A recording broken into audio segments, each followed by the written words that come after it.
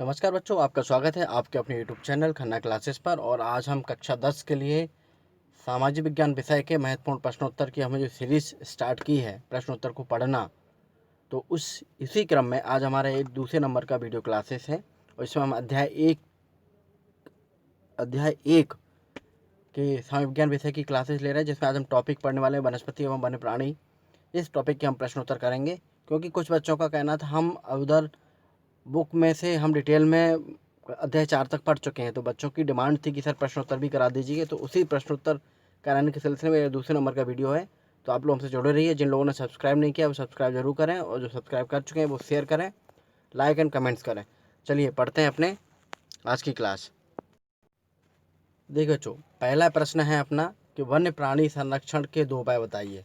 यानी कि वन्य प्राणी को किस तरह से हम उनका संरक्षण कर सकते हैं। संरक्षण का मतलब हम आपको बता चुके हैं कि उनको सहेजना, संभाल कर रखना।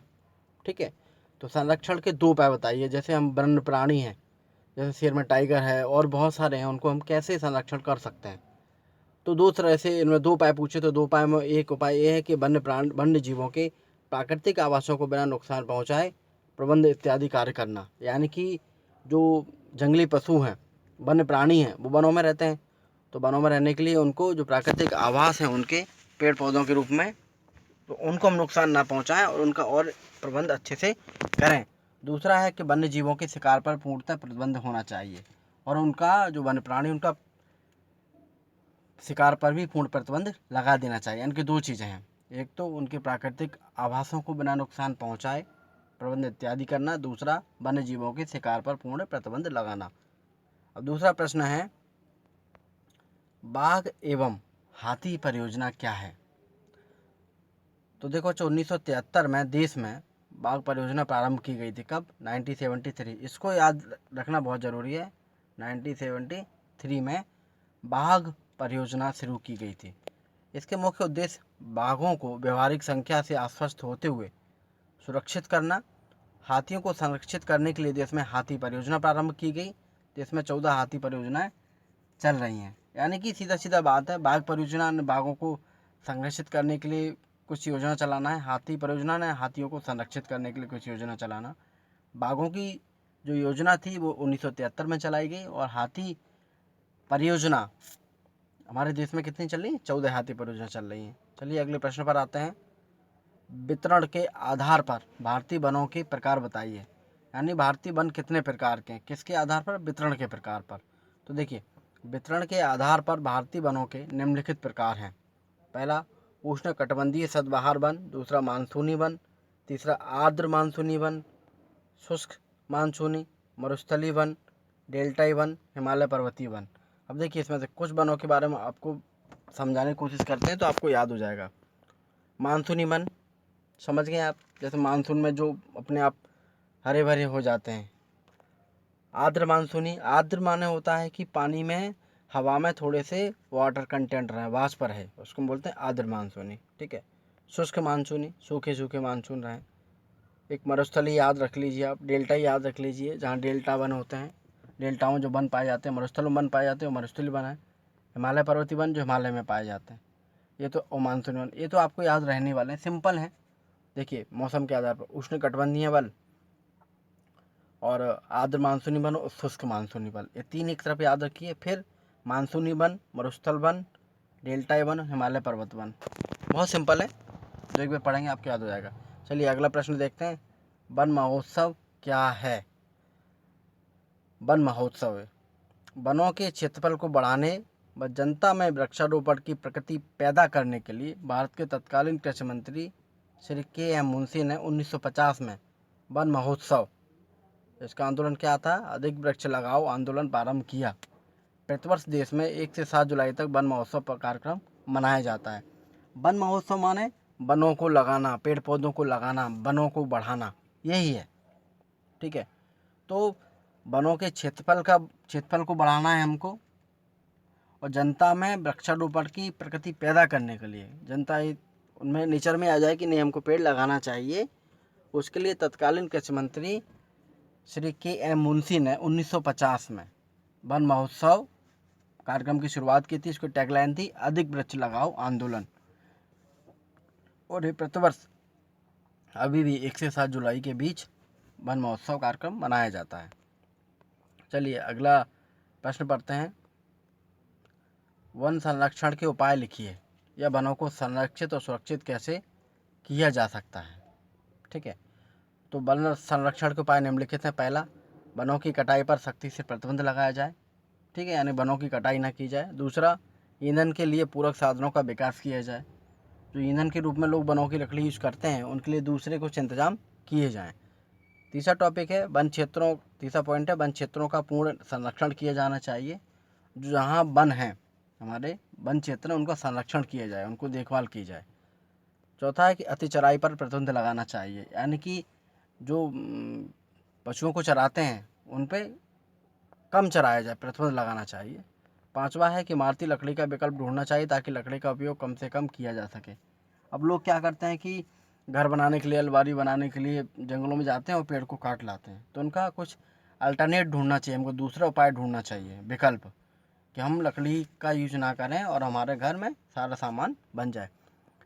छठवां है दावानल की रोकथाम होना चाहिए। सातवां है वृक्षारोपण का व्यापक बनाना चाहिए, ज़्यादा से ज़्यादा वृक्षारोपण हो। वन विभाग में व्याप्त भ्रष्टाचार को रोकना चाहिए। एक ये भी रीज़न हो सकता है, सरकार की योजनाएं बहुत सी हैं, पैसा आता है और वो भ्रष्टाचार की भेंट चढ़ जाता है। तो ये कुछ 7-8 पॉइंट थे, दोबारा पढ़ लेंगे, आपको याद हो जाएगा। चलिए अगला प्रश्न है कि 2 दिसंबर 1988 की वन नीति की प्रमुख विशेषताएं लिखिए। यानी कि 2 दिसंबर 1988 में जो वन नीति लागू की गई थी, उसकी प्रमुख विशेषताएं। तो उसकी प्रमुख विशेषताएं थी, नंबर 1, पहाड़ी घाटियों व नदियों के जल ग्रहण क्षेत्रों में वन बढ़ाना। यानी जहाँ पहाड़ी थी, घाटियाँ थीं, नदियों में जहाँ पानी इकट्ठा होता है, वहाँ पे वन बढ़ाओ, तो वहाँ पे पेड़ पौधे जल्दी लगते हैं, जल्दी वन बनेगा। दूसरा था वनों की उत्पादकता बढ़ाने पर ध्यान देना, यानी कि वनों का उत्पादन बढ़े, ज़्यादा से ज़्यादा वन लगें। तीसरा था जंगलों पर आदिवासियों गरीबों के पारंपरिक हक बरकरार रखना, और उसमें ये भी था कि जंगलों पर जो हमारे आदिवासी भाई हैं, गरीब लोग हैं, जो जंगलों से ही उनका जीवन यापन हो रहा था, तो उनके हक को बरकरार रखा जाए। चौथा है वर्तमान वनों को कटाई से बचाना और पर्यावरण संतुलन बनाए रखना। और चौथा ये है कि जो वनों की कटाई हो रही है उस पर रोकथाम लगे और जो पर्यावरण के जो संतुलन है वो बना रहे। तीसरा प्रश्न है कि पर्यावरण संतुलन के लिए वन क्यों आवश्यक हैं। चलिए अगला है कि पर्यावरण संतुलन के लिए वन क्यों आवश्यक हैं। पर्यावरण संतुलन के लिए वन आवश्यक हैं क्योंकि वन कार्बन डाइऑक्साइड को अवशोषित कर प्राणी जीवन के लिए ऑक्सीजन की पूर्ति करते हैं। अब देखिए, पर्यावरण संतुलन पेड़ वनों से कैसे बनता है, क्योंकि जो इंसान कार्बन डाइऑक्साइड छोड़ता है, वन में उपलब्ध जो पेड़ पौधे हैं वही कार्बन डाइऑक्साइड को ग्रहण करते हैं और ऑक्सीजन मनुष्य के लिए जो ज़रूरत है वो ऑक्सीजन पेड़ छोड़ता है। यानी कि पेड़ जो ऑक्सीजन छोड़ते हैं वो हमारे लिए ज़रूरी है और हम जो CO2 छोड़ते हैं वो वनों के लिए ज़रूरी है। तो वन इस तरह से संतुलन बना के रखते हैं। अब अगर हम वन कम करते गए और हमारी आबादी तो बढ़ ही रही है, तो फिर इतनी ज़्यादा आबादी के लिए हम ऑक्सीजन कहाँ से लाएंगे अगर वन नहीं लगाए। तो जिस हिसाब से जनसंख्या की वृद्धि हो रही है, उसी हिसाब से हमको वनों को भी बढ़ाना पड़ेगा। अगला पॉइंट है कि वन वर्षा को आकर्षित करते हैं। अगर वन ज़्यादा होंगे तो वर्षा ज़्यादा होगी। तीसरा, वन द्वारा भूमि की उर्वरा शक्ति बढ़ती है। चौथा, वन वन्य जीवों का आश्रय स्थल होते हैं। और वन क्या होता है, जो वन्य जीव हैं, अगर हम जंगल काटते जाएंगे तो जो वन्य प्राणी हैं, वन्य जीव हैं, वो जंगल को छोड़कर शहरों में आएंगे, फिर आतंक मचेगा। इसलिए उनका जो आश्रय स्थल हैं वो बने रहें वन्य जीवों के लिए। पांचवा है कि वन मिट्टी के कटाव को रोकते हैं। ये भी हम पढ़ चुके हैं, जो मिट्टी का कटाव है, मिट्टी का अपरदन है, उसको वन रोकते हैं। क्योंकि वन होंगे तो पेड़, वन क्या कहते हैं, पेड़ों का समूह, तो जहाँ पेड़ होंगे वो मिट्टी को अपनी जड़ों से पकड़ के रखेंगे, तो मृदा का अपरदन भी नहीं होगा। इसलिए वन बहुत महत्वपूर्ण है हमारे लिए। देखिए, पहले तो कार्बन डाइऑक्साइड जो हम छोड़ रहे हैं, उस कार्बन डाइऑक्साइड को ऑक्सीजन में बदल के दे रहे हैं। दूसरा, वर्षा बादलों को भी वो आकर्षित करते हैं। तीसरा, उसकी उर्वरा शक्ति बढ़ाते हैं। चौथा, वन्य जीवों का आश्रय स्थल होते हैं। पांचवा, मिट्टी के कटाव को भी रोकते हैं। चलिए अगला प्रश्न है कि वनों से होने वाले 6 प्रत्यक्ष लाभ लिखिए, या वन संपदा से लाभ लिखिए, या वन भारत के लिए वरदान है ये लिखिए। ठीक है, या वन को राष्ट्र की अमूल्य निधि या देश धन क्यों कहते हैं, वन राष्ट्र का धन है, वनों से होने वाले प्रत्यक्ष अप्रत्यक्ष लाभ कौन कौन से हैं, ये भी हमको बताना है। तो इस तरह से कोई भी प्रश्न आए वनों का महत्व वगैरह, तो हमें यही आंसर लिखना है। चलिए इसको पढ़ते हैं। भारत में वन भूमि, देखिए भारत में वन भूमि का क्षेत्रफल 7.5 लाख वर्ग किलोमीटर है। जो वन है हमारे देश में वो 7.5 लाख वर्ग किलोमीटर में है। और इन वनों का 3/4 भाग व्यापारिक दृष्टि से उपयोगी है। 3/4 यानी कि 1 रुपये में से 75 पैसे, यानी कि 100 रुपये में से 75 रुपये जितना महत्वपूर्ण होता है, उतना ही ये वनों का 3/4 भाग हमारे व्यापारिक दृष्टि से उपयोगी है। तो वन भूमि के अधिकांश भाग पर पर्णपाती वन पाए जाते हैं, इसलिए वनों को देश का धन कहते हैं, क्योंकि वनों से हमें निम्नलिखित लाभ हैं। अब क्या क्या लाभ हैं देखते हैं। पहला लाभ तो यही है कि वन जलवायु को प्रभावित करते हैं, गर्मियों में तापमान को कम करते हैं।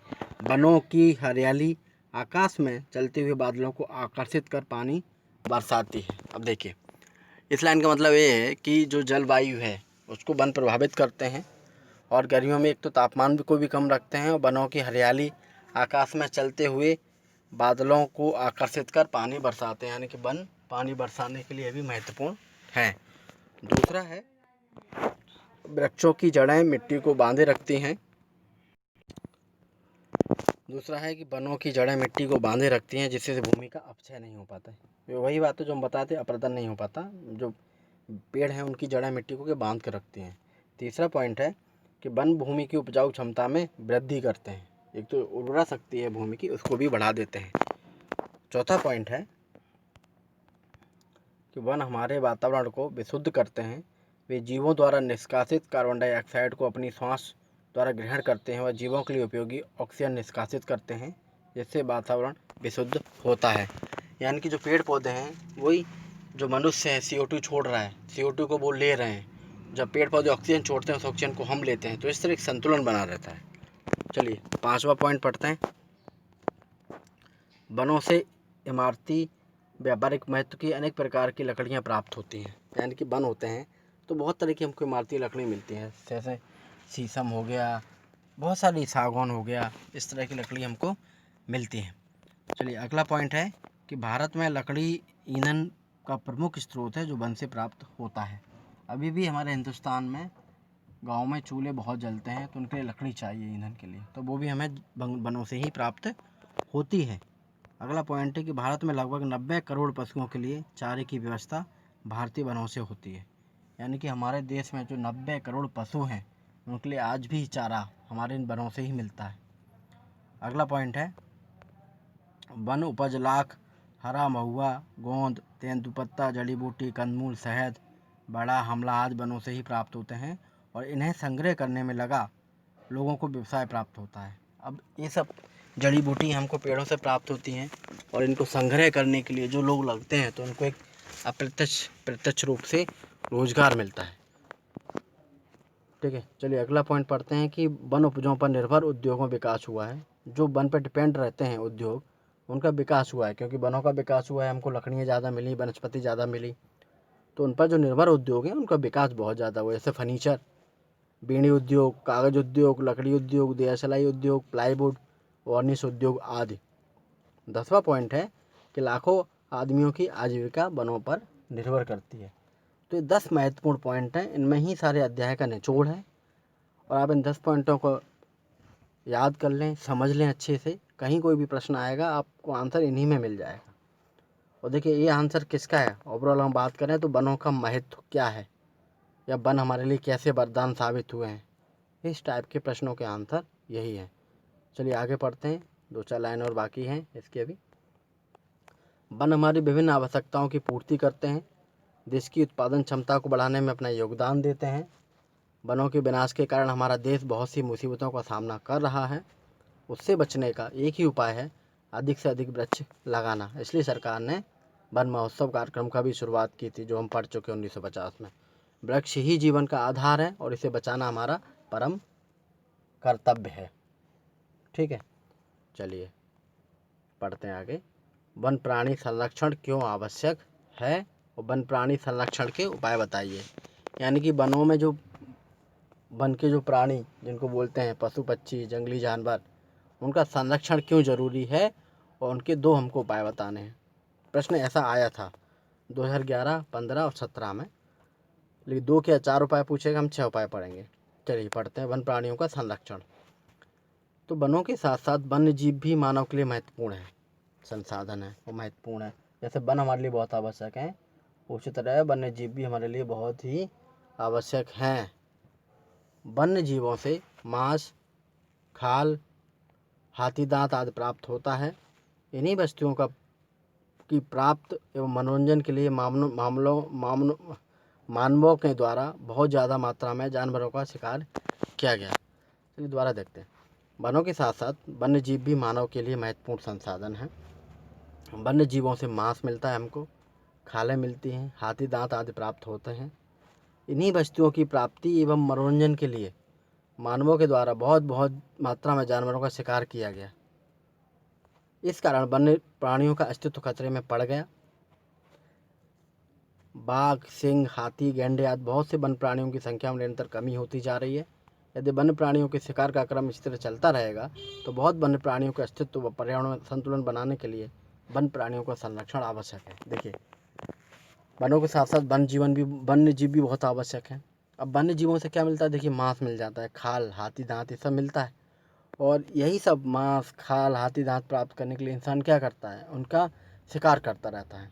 अब शिकार करते रहेंगे तो ये वन्य प्राणी की निरंतर कमी होती रहेगी और हमें फिर ये मिलेंगे नहीं, तो पर्यावरण में असंतुलन आ जाएगा। इसलिए इनका संरक्षण बहुत आवश्यक है। अब संरक्षण के कुछ उपाय दिए हैं, जैसे वन्य जीवों के शिकार पर पूर्णतः प्रतिबंध लगाना, यानी कि इनका शिकार कोई भी नहीं करेगा। दूसरा, वन्य जीवों के प्राकृतिक आवास को नुकसान पहुंचाना नियंत्रित करना, यानी कि वन्य जीव जो जंगलों में रहते हैं, वनों में रहते हैं, उनको कोई नुकसान ना पहुंचाए। ना तो वन्य जीवों का जो वन्य प्राणी हैं उनका कोई शिकार करे, ना उनके घर आश्रय स्थल जो वन है उनको कोई उजाड़े और काटे। तीसरा, वन्य क्षेत्रों में जैवमंडल रिजर्व की स्थापना। वन क्षेत्रों में जैवमंडल रिजर्व की स्थापना की गई है। लुप्त हो रही जीवों के पुनर्विस्थापन के राष्ट्रीय पार्क अभ्यारण्य की स्थापना करना। जो जीव जो विलुप्त हो रहे हैं, ख़त्म हो रहे हैं, उनके लिए राष्ट्रीय पार्क बनाए गए हैं और अभ्यारण्य बनाए गए हैं। अभ्यारण्य में केवल यही लोग रहते हैं जीव वन्य प्राणी, और राष्ट्रीय पार्क भी बनाए गए जहाँ पे भी इनको रखा जाता है और सारी सुविधाएं मुहैया कराई जाती हैं। पाँचवा पॉइंट है कि वन्य जीवों के प्रति लोगों के रवैये में परिवर्तन हेतु शिक्षा और जागरूकता विकास करना, यानी कि जो वन प्राणी हैं उनके बारे में हम अच्छा सोचें, उनके बारे में हमारी सोच बदले, उसके लिए शिक्षा और जागरूकता का विकास करना। और इसी के अंतर्गत हम ये टॉपिक आज इस अध्याय में, इस क्लास में पढ़ रहे हैं। क्योंकि शिक्षा जागरूकता इनके प्रति कैसे होगा? जब इनके बारे में पढ़ेंगे, तो वही काम तो हम लोग कर रहे हैं। छठवां, वन्य जीव प्रबंधन की योजनाओं को ईमानदारी से लागू करना, जो भी स्कीम्स हैं उनको ईमानदारी से लागू करना। चलिए अगला प्रश्न है कि सरकार द्वारा वन संरक्षण के लिए किए गए प्रयासों का वर्णन, यानी सरकार ने वनों को बचाने के लिए क्या क्या प्रयास किए उनका हमको वर्णन देना है। तो सरकार द्वारा वन संरक्षण के लिए निम्नलिखित प्रयास किए गए हैं। पहला, वन महोत्सव। दूसरा, वन संरक्षण अधिनियम। तीसरा, सामाजिक वानिकी। तो वन महोत्सव क्या है? वनों का क्षेत्रफल बढ़ाने और जनता में वृक्षारोपण की प्रकृति बढ़ाने के लिए सन 1950 में वन महोत्सव प्रारंभ किया गया। प्रतिवर्ष देश में 1 से 7 जुलाई तक वन महोत्सव कार्यक्रम मनाया जाता है। ये तो आपको वैसे याद हो गया होगा। वन महोत्सव कार्यक्रम 1 जुलाई से 7 जुलाई के बीच मनाया जाता है, क्योंकि वनों का हमको क्षेत्रफल बढ़ाना है और वन वृक्षारोपण के लिए जनता को क्या करना है? हमको प्रोत्साहित करना है कि वृक्षारोपण करिए। ये कार्यक्रम कब चलाया गया था? सन 1950 में। तत्कालीन मंत्री के.एम. मुंशी ने इसको प्रारंभ किया था। दूसरा है वन संरक्षण अधिनियम। सन 1980 में भारत सरकार ने यह अधिनियम पारित किया कि किसी भी वन भूमि को सरकार की अनुमति के बिना कृषि भूमि में परिवर्तन नहीं करने का प्रावधान बनाया। यानी कि वन संरक्षण अधिनियम एक अधिनियमन कानून होता है, वनों की रक्षा करने के लिए कानून बनाया 1980 में भारत सरकार ने कि बिना सरकार की अनुमति के आप वनों की ज़मीन को कृषि योग्य नहीं बना सकते। ठीक है। तीसरा है सामाजिक वानिकी। विश्व बैंक से प्राप्त वित्तीय सहायता से यह योजना प्रारंभ की गई। इसमें चर वानिकी, विस्तार वानिकी, शहरी वानिकी के अंतर्गत खेतों, सड़कों, रेल लाइन के किनारे वृक्षारोपण किया जाता है। अब देखिए सामाजिक वानिकी, सामाजिक की जहाँ सामाजिक शब्द आ जाता है वो जाती है सोशल रिस्पॉन्सिबिलिटी, जनता की जिम्मेदारी, यानी कि आम लोगों का समूह, सामाजिक, हमारे समाज की। ठीक है। तो उसके लिए पैसा कौन देगा? विश्व बैंक देगी। अब विश्व बैंक के द्वारा वित्तीय सहायता जो दी गई उससे योजना प्रारंभ की गई। तो इससे जो खेतों के आसपास हैं, जो समाज है, सामाजिक लोग हैं, जो खेतों के आसपास पेड़ पौधे लगाएं, सड़कों के आसपास लगाएं, रेल लाइन के किनारे लगाएं, यानी कि हमको वनों को बढ़ाना है, पेड़ पौधों को बढ़ाना है, ये हमारा उद्देश्य है। चलिए 7वां प्रश्न, प्राकृतिक आपदाओं के लिए वनों का विनाश उत्तरदायी है। जो प्राकृतिक आपदाएं आ रही हैं उनके लिए वन किस तरह उत्तरदायी है? वनों का विनाश, जो हम वनों का विनाश कर रहे हैं ना, पेड़ पौधे काटते जा रहे हैं, वनों को समाप्त करते जा रहे हैं, मेनली यही चीज़ प्राकृतिक आपदाओं के लिए उत्तरदायी है। कैसे? देखते हैं। भारत में बड़ी मात्रा में विभिन्न वनस्पतियां हैं, लेकिन अधिक चराई, अतिदोहन, अतिक्रमण, अव्यवहारिक प्रजातियां, वन क्षेत्रों के विकास परियोजनाओं का अविवेकपूर्ण रूप से स्थापित करने के कारण घटती जा रही हैं। ईंधन, इमारती लकड़ी आदि सहित वन उत्पादों का दोहन हमारे देश में वनों की क्षमता से बहुत अधिक हो रहा है। वनों में आग से भी भारी हानि हो रही है। देखिए वनों में बहुत सी वनस्पतियां हैं, लेकिन हम बहुत ज़्यादा पशुओं को चराने ले जाते हैं। वह वनस्पतियां हैं, उनसे जितनी उनकी क्षमता है देने की, उससे ज़्यादा उनको ले रहे हैं, उनका दोहन कर रहे हैं। अतिक्रमण कर लिया हमने वनों में, वन में आग लगा दी। ठीक है। और वन क्षेत्रों की जो योजना आई उनको भी हमने ऐसे ही पैसा लगा दिया जिसका कोई फ़ायदा नहीं हुआ। और जो ईंधन है, इमारती लकड़ी है, जितने भी वन उत्पाद हैं उनको हमने बहुत ज़्यादा दोहन कर लिया। यानी एक पेड़ की क्षमता है एक दिन में 1 किलो अगर कुछ सामान देने की, और हमने उस पेड़ से 2 किलो वनस्पतियाँ तोड़ लें, तो अधिक दोहन कर लिया तो उनकी क्षमता बहुत अधिक नहीं रह जाती है पेड़ पौधों की, और वनों में आग से भी भारी हानि हो रही है।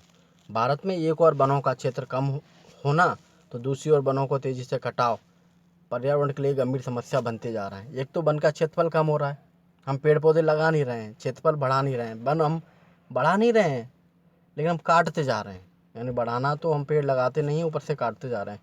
अगर पेड़ भी लगाते जाएँ, काटते भी जाएँ, तो कम से कम संतुलन बना रहे कि जितना जंगल है हमारा उतना बचा रहे, लेकिन नहीं, हम लगा नहीं रहे, हम सिर्फ काटते जा रहे हैं। तो बहुत गंभीर समस्या बन रहा है। इसके परिणाम स्वरूप आंधी, चक्रवात, बाढ़, कार्बन डाइऑक्साइड की मात्रा में वृद्धि जैसी समस्याएं बढ़ती जा रही हैं। तो हम यह कह सकते हैं कि प्राकृतिक आपदाओं के लिए वनों का विनाश उत्तरदायी है। और वन काटते जा रहे हैं, वन है नहीं तो पेड़ पौधे, बारिश कहाँ से होगी? तो बारिश भी नहीं हो रही है। ठीक है। इसी तरह हम समझ सकते हैं कि प्राकृतिक आपदाओं के लिए वनों का विनाश उत्तरदायी है। अगला प्रश्न और है, वनों का संरक्षण क्यों आवश्यक है? बहुत ज़रूरी प्रश्न है। वन प्रकृति की अमूल्य देन है, यह महत्वपूर्ण संसाधन है। ऐसा अनुमान है कि प्रारंभ में पृथ्वी का 1/4 भाग 25% वनों से ढका हुआ था। पृथ्वी का 1/4 भाग पूरा वनों से ढका हुआ था, किंतु मानव विकास, खेती, आवास, कल कारखानों के लिए भूमि प्राप्त करने हेतु वनों की बड़े पैमाने पर कटाई कर दी गई। फलस्वरूप अब पृथ्वी के केवल 15% भाग पर ही वन पाए जाते हैं। पहले पृथ्वी के 25% भाग पर वन थे, लेकिन आज हमने काटते काटते उन वनों को हमने 15% पर ला दिया। वनों की इसी कमी के कारण भू अपवर्तन, अनावृष्टि, बाढ़ आदि समस्याएं आज मानव के समक्ष आ खड़ी हुई हैं। अतः वनों का संरक्षण बहुत ज़रूरी है। अब क्या हो रहा है, वन हम काटते जा रहे हैं तो एक तो भूमि का अपरदन हो रहा है, अतिवृष्टि हो रही है, कहीं ज़्यादा वर्षा हो रही है, कहीं वर्षा हो नहीं रही है। बहुत सारा असंतुलन हम लोग बना के रखे हुए हैं। इस असंतुलन से बचने के लिए वनों का संरक्षण बहुत आवश्यक है। इसलिए बच्चों, आज हमने महत्वपूर्ण प्रश्नों को किया। आप इनको इस वीडियो को 1 बार 2 बार 3 बार देखिए, अपने दोस्तों के साथ शेयर करिए और लोगों से कहिए कि सब्सक्राइब करें। सब्सक्राइब करवाइए और ज़्यादा से ज़्यादा शेयर करिए। अगर कुछ समझ नहीं आता तो लाइक और कमेंट्स करें। ठीक है।